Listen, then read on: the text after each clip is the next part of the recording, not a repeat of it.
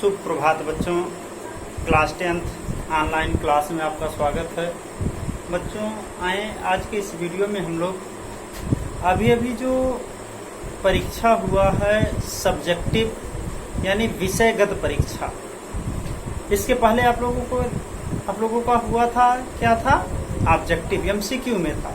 लेकिन इस बार अब की जो परीक्षा हुआ वो कैसा है, सब्जेक्टिव विषयगत। आए इस वीडियो में हम लोग विषयगत प्रश्नों की व्याख्या को देख लेते हैं, उत्तर को देख लेते हैं। अब यहाँ पर एक चीज आप ध्यान दीजिएगा कि ऐसा नहीं है कि जो मैंने आप लोगों को शब्द सीमा दिया था आप उसी शब्द सीमा में उत्तर को लिखेंगे। जैसे हमने दिया 30 से 40 शब्दों में लिखना है, तो ऐसा नहीं कि आपका उत्तर 40 पर ही समाप्त हो जाएगा। 38 पर भी समाप्त हो सकता है, वाक्य पूरा हो सकता है, और 45 पर भी वाक्य पूरा हो सकता है। तो इसमें बहुत सोचने की बात नहीं होती है कि मतलब इतना शब्द सीमा दिया है तो हम कैसे लिखें। हाँ, आप जो वाक्य लिख रहे हैं वाक्य का सेंटेंस जो है वो पूरा होना चाहिए, और प्रश्न जो पूछ रहा है प्रश्न का उत्तर बिल्कुल एकदम स्पष्ट होना चाहिए। अब ये भी नहीं होगा कि हमने जो लिखाया है, जो मैं बता रहा हूँ, आप सेम टू सेम वही लिखेंगे, उसमें भी परिवर्तन हुआ होगा। लेकिन एक चीज ध्यान रखा जाता है किसी भी परीक्षा में उत्तर को लिखते समय कि आपका जो उत्तर है, प्रश्न जो पूछ रहा है उसके ही केंद्र बिंदु में उत्तर लिखा जाए। ऐसा नहीं है कि आपसे प्रश्न किया गया जम्मू कश्मीर के विषय पर, वहाँ की प्राकृतिक सौंदर्यता लिखने के लिए, तो आप चले जाइए पश्चिमी बंगाल में वहाँ की सौंदर्यता को लिखिए। मतलब जो आपसे पूछा जा रहा है आप वही आंसर आपको लिखना है। आए समय ना लेते हुए प्रश्नोत्तर पर चलते हैं। जैसे पहला प्रश्न था आपका, बाल गोविंद भगत किस विधा की रचना।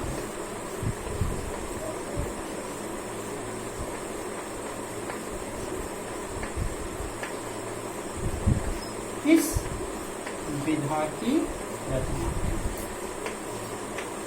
अब जैसे आप लोग पहले ही देखे होंगे कि हिंदी पढ़ाते समय मैंने पहले ही बताया था कि हिंदी गद्य की लगभग 13 विधाएं हैं, जिसमें नाटक है, एकांकी है, कहानी है, उपन्यास है, भेंट वार्ता है, संस्मरण है, रेखाचित्र है, रिपोर्टाज है, उसके बाद में डायरी है, आत्मकथा है आदि। इसी तरह से हिंदी गद्य साहित्य की 13 विधाएं हैं। अब बाल गोविंद भगत जो है वह आपका है संस्मरणात्मक रेखा चित्र।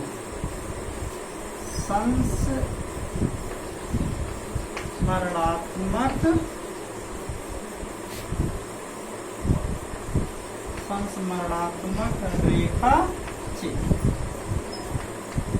अब एक किस विधा की रचना है, संस्मरणात्मक रेखा चित्र है। पहले प्रश्न का उत्तर आपका क्या हो गया, संस्मरणात्मक रेखा चित्र हो गया। दूसरा प्रश्न आपका था कि लखनवी अंदाज पाठ के लेखक कौन है।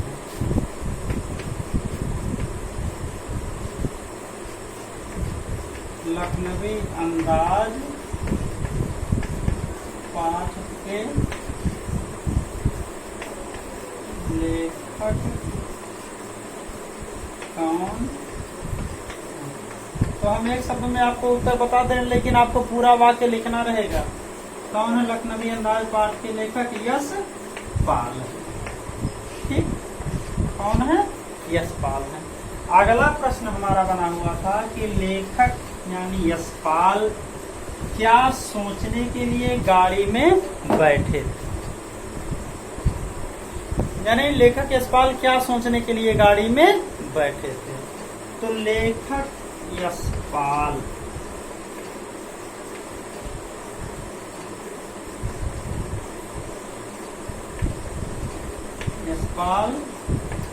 नई कहानी के विषय में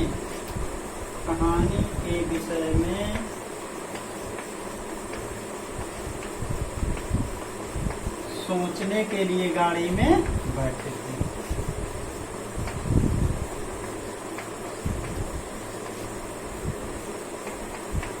तीसरे प्रश्न का उत्तर है गाड़ी में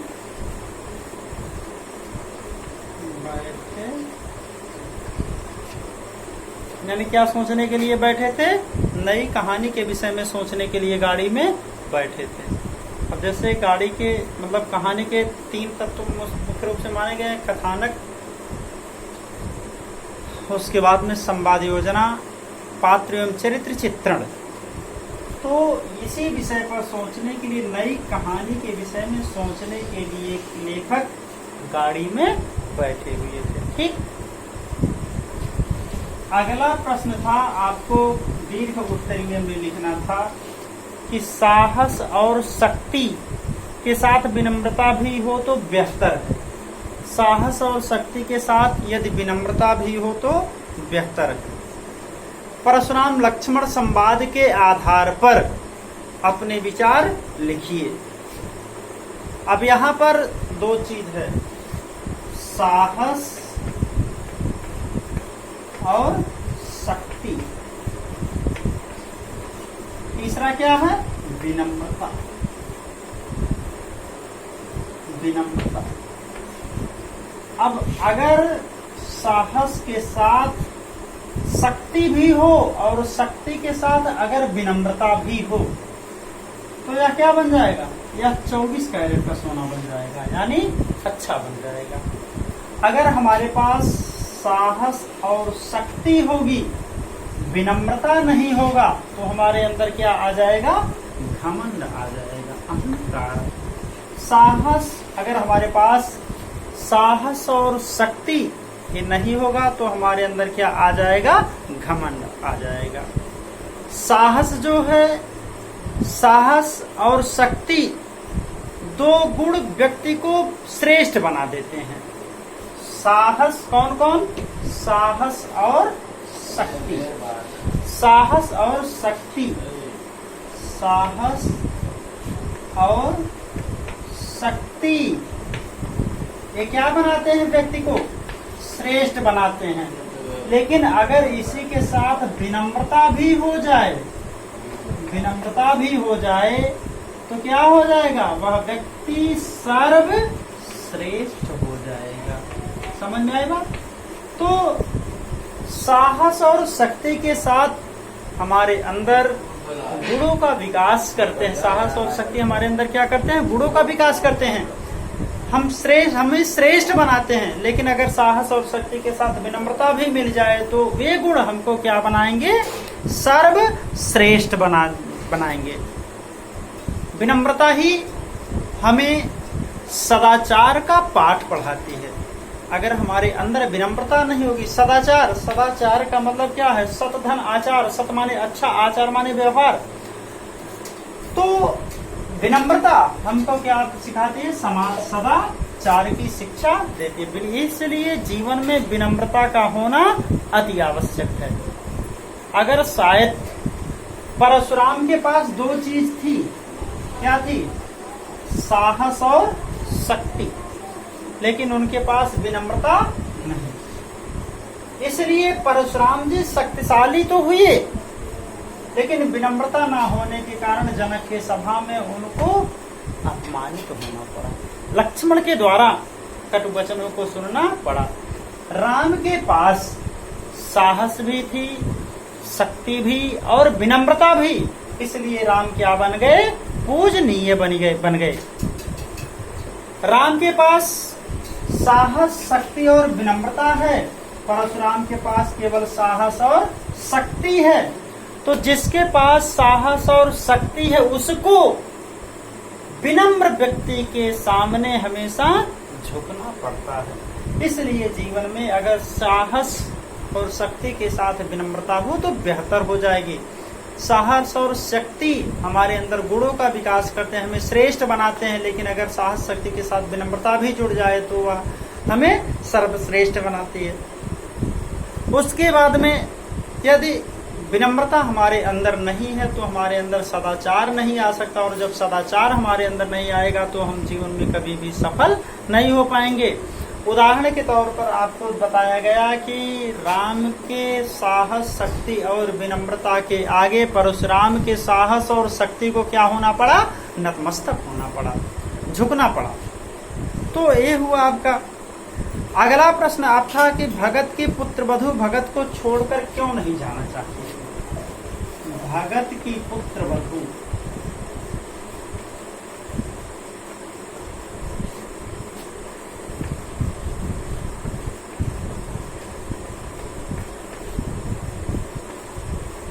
भगत को छोड़कर क्यों नहीं जाना चाहती?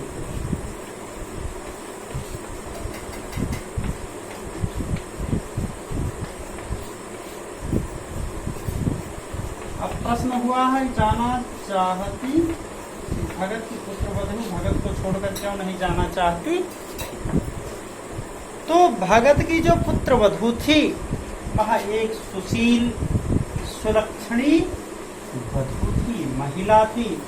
वह भगत को इसलिए छोड़कर नहीं जाना चाहती थी कि भगत के अंधे की लाठी के समान वही एकमात्र सहारा थी, और वह सोचती थी कि अगर मैं चली जाऊंगी तो वृद्धावस्था में इनकी देख रेख करने वाला कोई नहीं। इसीलिए भगत की पुत्रवधू भगत को छोड़कर नहीं जाना चाहती थी। ठीक, भगत की पुत्रवधू भगत को छोड़कर इसलिए नहीं जाना चाहती थी कि ये वृद्ध हो चुके हैं, और वृद्धावस्था में अगर ये बीमार हुए तो इनको दवा कौन देगा, एक गिलास पानी कौन देगा, इनकी सेवा कौन करेगा। इसीलिए भगत को अकेला छोड़कर उनकी पुत्रवधू जाना नहीं चाहती थी। ठीक, अगला प्रश्न था देखते ही देखते दिल्ली की सड़कों का काया पलट हो गया।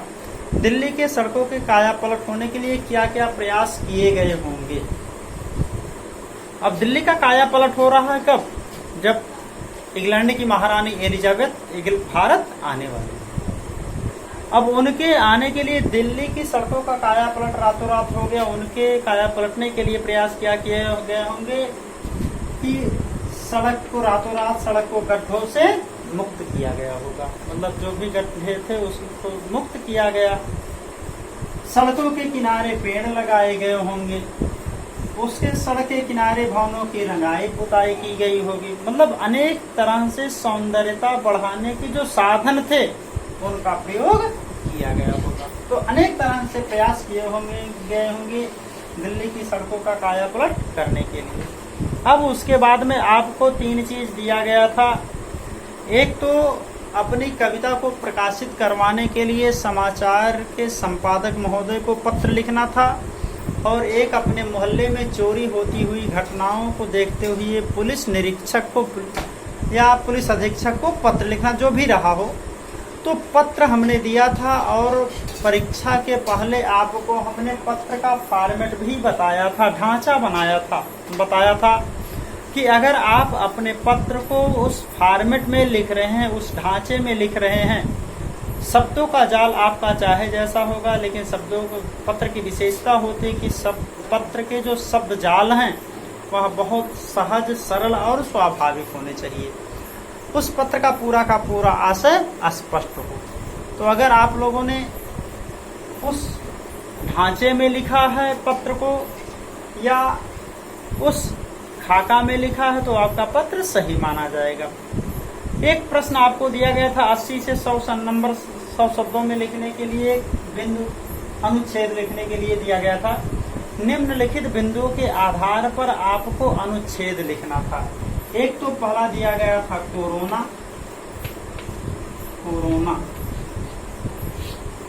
अब इसमें आपको बिंदु दिए गए थे क्या कि कोरोना क्या है, जो भी रहा हो क्या है। उसके बाद में दिया गया था लॉकडाउन के सकारात्मक प्रभाव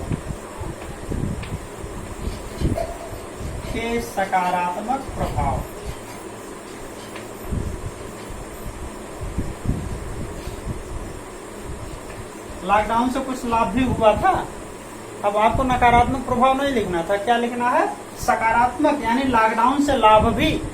तो लॉकडाउन में बहुत से लाभ हुए थे, जैसे लॉकडाउन में जितना पर्यावरण हमारा शुद्ध हुआ था, शायद 50 वर्ष में इतना शुद्धिकरण पर्यावरण का नहीं हुआ था। लगभग 1-1.5 महीने तक सभी गाड़ियां बंद थी। तो क्या हुआ, हमारा पर्यावरण जो है क्या हुआ, 1 महीने में शुद्ध हुआ। लॉकडाउन लगने की वजह से बहुत से ऐसे लोग हैं जिनको अपने परिवार के बीच में समय बिताने का अवसर मिला था। नहीं तो रोजी और रोटी की तलाश में लोग इधर उधर भटकते रहते थे। लेकिन अब लॉकडाउन का भी क्या हो गया, अतिशय हो गया, हद हो गया। ये चीज नहीं होना चाहिए, बंद होना चाहिए। उसके बाद में एक चीज आपको दिया गया था कि कोरोना के बचाव के उपाय। अब बचाव के क्या उपाय थे? आजकल के देखिए अनुच्छेद उसी पर दिया जाता है जो वर्तमान समय का ज्वलंत मुद्दा होता है। तो आपको ये लिखना था। एक चीज दिया गया था आपको, इंटरनेट। आज के समय में इसका भी बहुत प्रभाव है, इंटरनेट। अब इंटरनेट में आपको 3 बिंदु दिए गए थे। इंटरनेट क्या है, क्या है? एक बिंदु हुआ। दूसरा बिंदु हुआ था स्थापना, इसकी स्थापना कब हुई थी। तीसरा बिंदु दिया गया था लाभ या महत्व, इंटरनेट का महत्व। अब इसमें आप लोग जैसा लिखे होंगे उसी हिसाब से आपको नंबर मिलेगा। हाँ, एक चीज विशेष ध्यान देना है कि हैंड राइटिंग आपको सही लिखना है, स्पेलिंग मिस्टेक ना होने पाए। तो इस वीडियो में इतना ही है। शेष चर्चा हम अगले वीडियो में करेंगे। तब तक के लिए आपका दिन शुभ हो। नमस्कार, धन्यवाद।